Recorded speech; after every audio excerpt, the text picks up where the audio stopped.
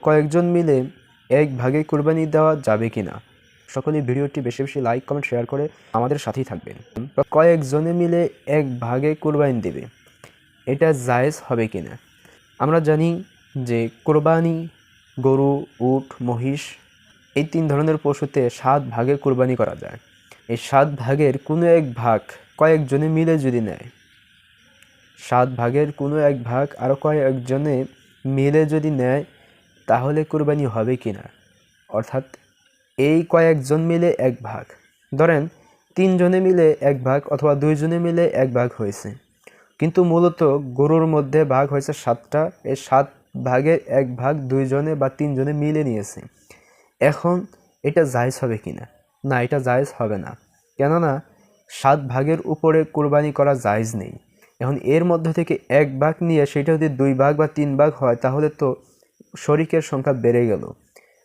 আগে ৭ ভাগ হয়েছে, এখন এখানে ধরেন ২ জনে মিলে এক ভাগ নিছে, তাহলে আরও একজন বাড়লো, তাহলে ৮ ভাগ। আরও ২ জন যদি বাড়ে, তাহলে আরও ২টা বাড়লো, তাহলে ৯ ভাগ।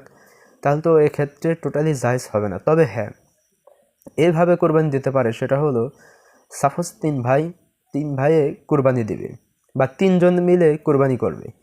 এখন ২ জন ব্যক্তি ৩০,০০০ করে কোরবানি করার মতো সামর্থ্য তাদের রয়েছে, কিন্তু একজন ব্যক্তির ৩০,০০০ করে সামর্থ্য নেই, সাপোজ ১৫,০০০ টাকা সামর্থ্য আছে। এখন এই ক্ষেত্রে কি করবে? এই ক্ষেত্রে করণীয় হলো ১৫,০০০ টাকা করে ভাগ মিলাবে। যে ব্যক্তি ৩০,০০০ টাকা ভাগ নিছে, ওই ব্যক্তির ২ ভাগ হবে। তাহলে ২ জন ব্যক্তি ৩০,০০০ করে নিলে যদি ২ ভাগ করে নেয়, তাহলে ৪ ভাগ হবে, আর ১৫,০০০ টাকার ১ ভাগ, তার মানে ৫ ভাগ মিলে ৫-১৫ ৭৫,০০০ টাকা দিয়ে তারা পশু ক্রয় করে কোরবানি করবে। এইভাবে ভাগ মিলিয়ে কোরবানি করতে পারবে। কিন্তু এক ভাগ নিয়ে সেই ভাগ আবার আরও ২-৩ ভাগ করবে, সেটা জায়েজ হবে না।